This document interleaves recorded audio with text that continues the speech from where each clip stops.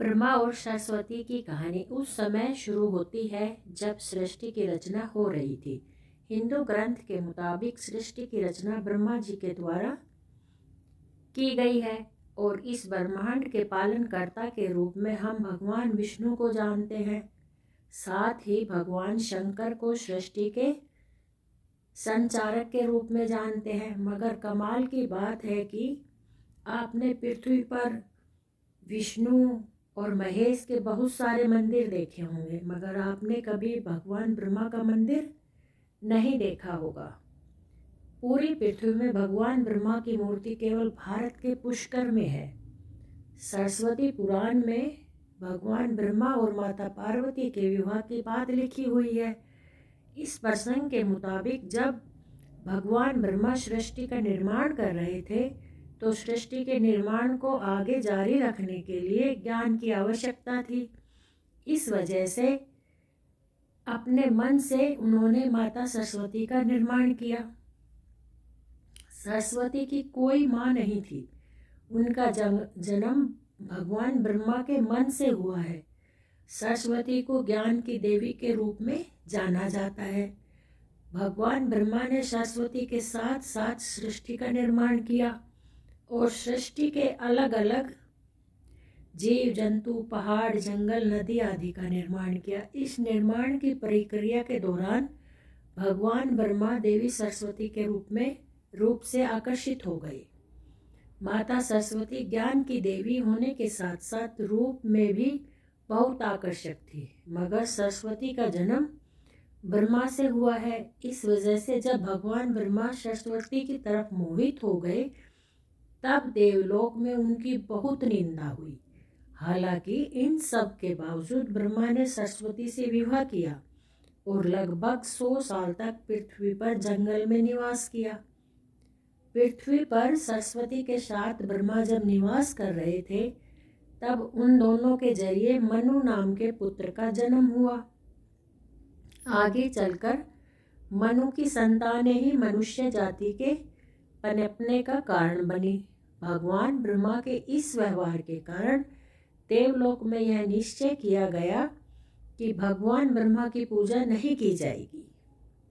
सरस्वती ने ब्रह्मा को श्राप क्यों दिया था? सरस्वती पुराण में बताया गया है कि भगवान ब्रह्मा ने सरस्वती को अपने मन से उत्पन्न किया था और माता सरस्वती की खूबसूरती पर मोहित हो गए थे। जब माता सरस्वती इस बात को समझ गई तब भगवान ब्रह्मा की नज़र से बचने के लिए वो रूप बदलकर धरती पर आ गई। मगर ब्रह्मा जी ने हार नहीं मानी और माता सरस्वती को खोज निकाला। भगवान ब्रह्मा माता सरस्वती के साथ शारीरिक संबंध बनाना चाहते थे और सरस्वती इसके लिए तैयार नहीं थी। सरस्वती ने ब्रह्मा को श्राप दिया था कि धरती का निर्माण के बावजूद धरती पर आपकी कभी पूजा नहीं होगी। ब्रह्मा और सरस्वती का संबंध क्या है? ब्रह्मा सरस्वती दोनों ही हिंदू धर्म में बहुत ही महत्वपूर्ण देवी देवता के पात्र हैं। इनसे जुड़ी किसी भी जानकारी पर भरोसा करने से पहले आपको वेद पुराण पढ़ना चाहिए। सबसे पहले आपको बता दें कि हिंदू धर्म की सारी जानकारी वेद में दी गई है। हिंदू धर्म वेद से शुरू होता है। इसके साथ ही वेद में इस तरह की किसी भी देवी देवता का वर्णन नहीं है। हम जितने भी देवी देवता के बारे में जानते हैं उन्हें केवल पुराणों में लिखा गया है। अब आपको यह भी समझना होगा कि ब्रह्मा और सरस्वती के दो संबंध लेकर जो जानकारी दी जाती है उसमें कहा जाता है कि इस जानकारी को सरस्वती पुराण से लिया गया है। मगर सरस्वती पुराण के नाम का कोई पुराण हिंदू धर्म में मौजूद ही नहीं है।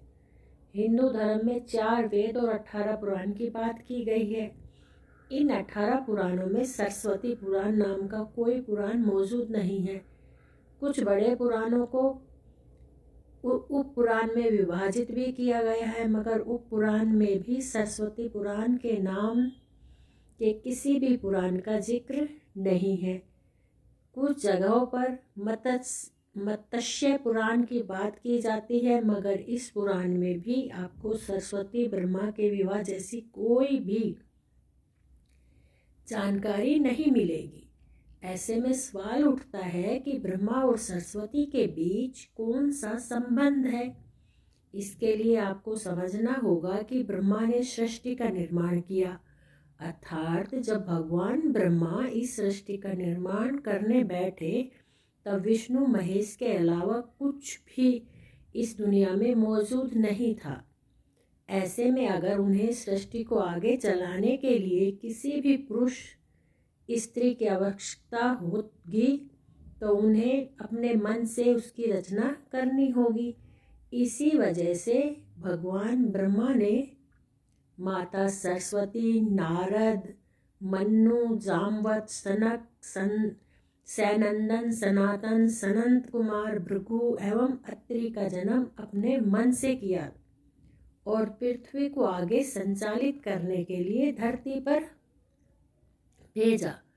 इस पृथ्वी पर ज्ञान के संतुलन को बनाए रखने के लिए माता सरस्वती को अपने साथ रखा और साथ रहने वाली स्त्री को पत्नी का दर्जा दे दिया गया। सरस्वती ब्रह्मा की पत्नी है या बेटी। अगर ब्रह्मांड में मौजूद हर चीज की रचना भगवान ब्रह्मा ने की है तो बेटी हो या पत्नी, दोनों की रचना भगवान ब्रह्मा के ही द्वारा संभव थी। भगवान ब्रह्मा को अगर किसी के साथ विवाह करना था तो इसके लिए उन्हें किसी का निर्माण अपने मन से करना पड़ता और उनके मन से उत्पन्न होने के कारण उनका रिश्ता बेटी की तरह भी लगाया जाता है। हालांकि सृष्टि का निर्माण होने के बाद अलग अलग घटनाओं के कारण ब्रह्मा का विवाह 5 बार हुआ था। इस वजह से उनकी कुल 5 पत्नियां थी, जिनमें सरस्वती, सावित्री, गायत्री, शारदा, मेधा थी। ब्रह्मा जी को की पूजा क्यों नहीं होती? इस पृथ्वी पर आपने अक्सर भगवान विष्णु, शंकर के मंदिर को देखा होगा। आपने कभी भी भगवान ब्रह्मा के मंदिर को नहीं देखा होगा। आपको बता दें कि राजस्थान के पुष्कर में भगवान ब्रह्मा का एक मंदिर है। वह मंदिर 3 झीलों से घिरा हुआ है। प्रचलित कथा के मुताबिक सृष्टि का निर्माण करने के बाद वृजनाथ नाम के एक राक्षस ने धरती पर खूब उत्पात मचाया। जब इस राक्षस ने भगवान ब्रह्मा के साथ दुर्व्यवहार शुरू कर दिया तब ब्रह्मा जी ने वृजनाथ का वध कर दिया और इस दौरान उनके कमल के 3 टुकड़े धरती पर आकर गिरे, जिससे बड़े बड़े झील बन गए। आज यह स्थान भारत के पुष्कर के नाम से जाना जाता है और उन 3 झीलों को व्याष्ठा, मध्य और कनिष्ठ पुष्कर के नाम से जाना जाता है। इन झीलों के निर्माण के कारण वहां पर एक यज्ञ करवाने का निश्चय किया गया। इस यज्ञ में साक्षात भगवान ब्रह्मा बैठने आए थे, मगर एक यज्ञ या पूजा पाठ में पति पत्नी के साथ बैठना होता है।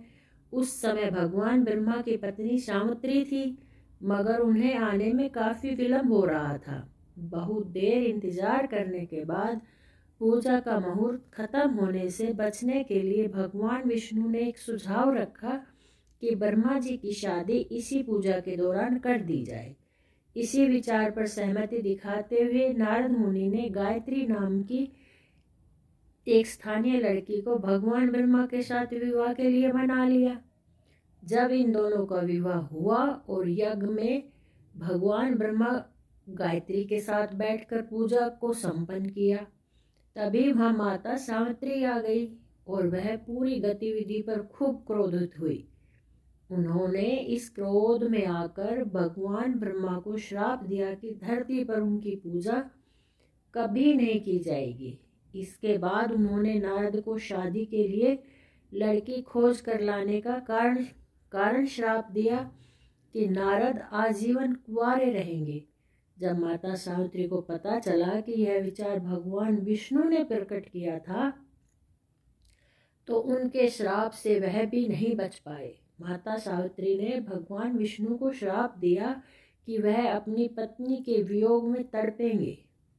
इसी श्राप के कारण राम अवतार में भगवान विष्णु को माता सीता से बिछड़ने का दुख भोगना पड़ा था। इसके बाद जब सावित्री माता का क्रोध कुछ कम हुआ तब उन्होंने भगवान ब्रह्मा पर दया दिखाते हुए कहा कि उनकी पूजा धरती पर केवल एक जगह इस पुष्कर में ही हो सकती है। इसके बाद भगवान ब्रह्मा के इस व्यवहार से आहत होकर वह पुष्कर के समीप रत्नागिरी नाम के पहाड़ पर चली गई और हमेशा के लिए तपस्या में लीन हो गई।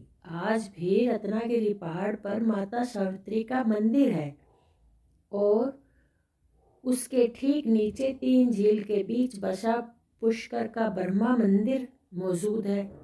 इतिहासकारों के मुताबिक आचार्य शंकराचार्य के द्वारा सन 711 में यहाँ भगवान ब्रह्मा की मूर्ति की स्थापना की गई थी।